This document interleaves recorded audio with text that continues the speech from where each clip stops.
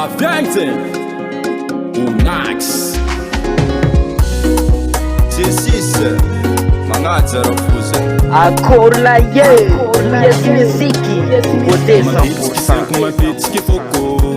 Bonne année zala Satezu itonda faliana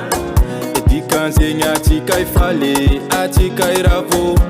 Satetatani Tongu vovo Na tekna ulube Nona ulfa matwe Mitangana Atika irabonane Na tekna ulube Nona ulfa matwe Halo Atika yara kisoma, atika yara kifale Fase,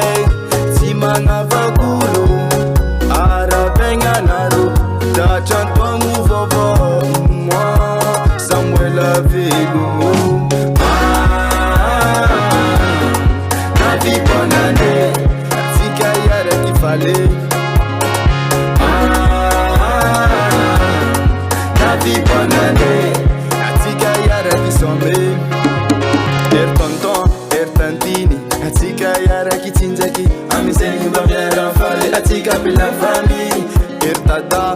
dadi, atika yara kisoma bat, amiseni mba ezanulu fatika fale, yeah. Na tekina ulube, na ulfamate, mitangana, atika iradonane, na tekina ulube, na ulfamate, alo. Atika yara isoma, atika yara ifale Fazae, timanga vakulo Harabena ndaro, tatantongu vovo Mwa, Samuela velu Navi bonne année, atika yara kifale